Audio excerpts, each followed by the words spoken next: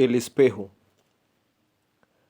Perdido en algún lugar en las enormes llanuras del tiempo, vaga un enano que es la imagen de Dios y que ha producido, a una escala todavía más pequeña, una imagen de la creación.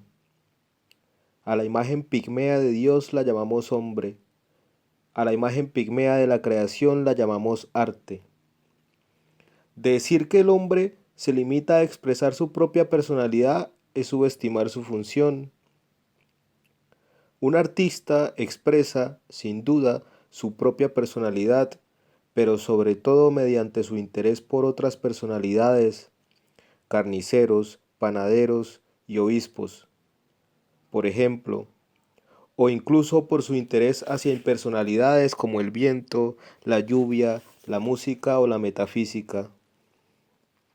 Su ocupación, secundaria, aunque divina, consiste en rehacer el mundo y ese es el significado de todos los retratos y edificios públicos.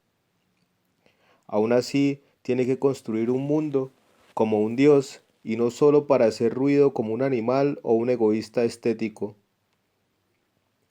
Aunque el artista trate de pintar las cosas como son, las pintará inevitablemente como deberían ser, aunque esta tendencia debiera ser inconsciente. Humanizará por instinto al monstruo más inhumano y domesticará a la más indómita de las bestias salvajes. Por su propia naturaleza, y como hiciera el emperador pagano, tratará de comprender mejor a un caballo de lo que se comprende el caballo a sí mismo.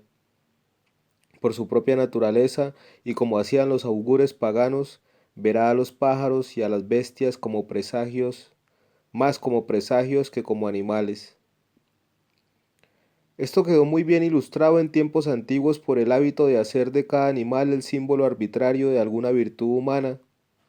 Así, el león representaba la magnanimidad porque no atacaba a las vírgenes, aunque a pocos de nosotros se nos ocurriría arrojar doncellas a las jaulas del zoológico para comprobar su teoría.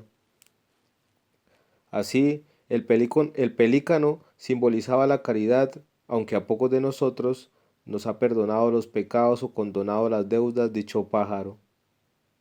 La primera historia natural era totalmente sobrenatural y el hombre, más que clasificaciones, hizo alegorías con los animales. Sin duda se trataba de un exceso erróneo, derivado de la mera aplicación de la teoría del hombre sobre la naturaleza.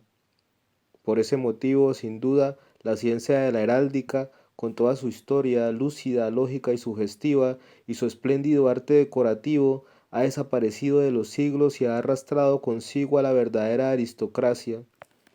Pero no era más que la versión extremada de algo que debe limitar de manera permanente todo arte humano.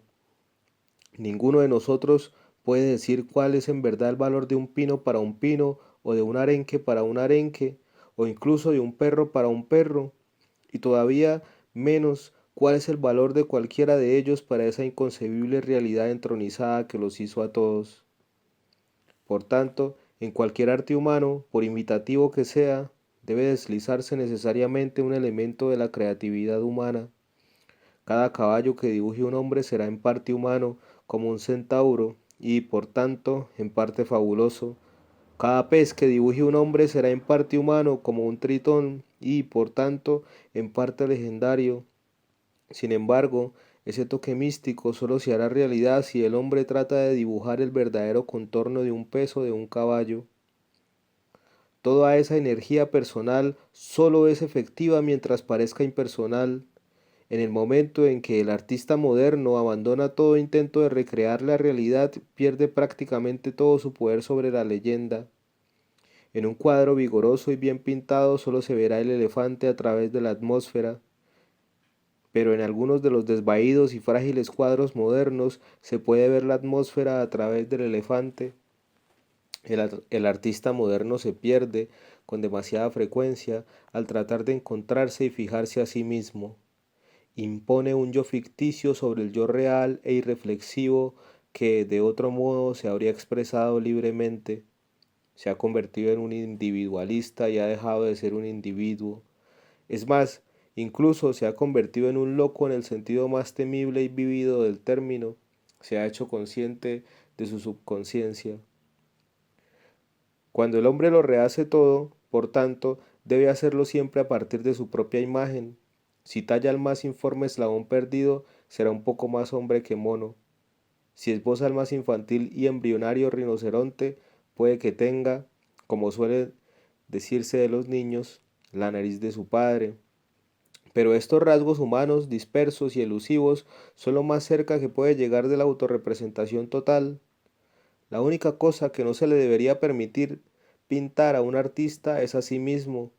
Cuanto menos piense en esa persona común, tanto mejor.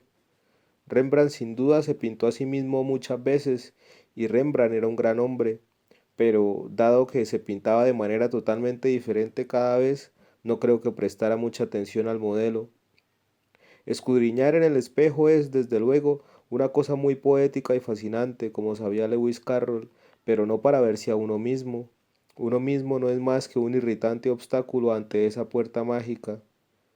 Alicia no miró en el espejo en busca de Alicia, buscaba mirar a través de aquellas puertas extrañas y maravillarse ante aquellas ventanas ajenas que se abren hacia afuera por doquier en un país brillante y silencioso, ventanas que son, sin duda, comillas, mágicos póstigos abiertos a la espuma de mares procelosos en tierras de leyenda ya olvidadas. Pie de página. Los versos pertenecen a la oda a un ruiseñor del poeta inglés John Keats. El mobiliario, la perspectiva, las salidas hacen que valga la pena que el artista mire en el espejo, pues tiene un aspecto extraño, inconsciente y ajeno, como si fueran partes de ese otro mundo al que solo pertenecemos a medias.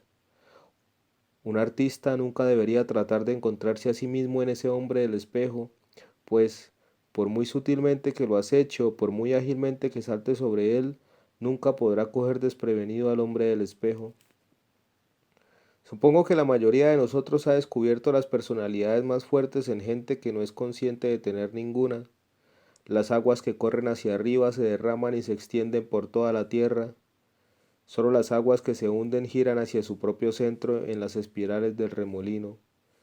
No obstante, las aguas más peligrosas de todas, peores que el remolino y que la marea alta, son las que permanecen quietas por un momento y reflejan el rostro del hombre.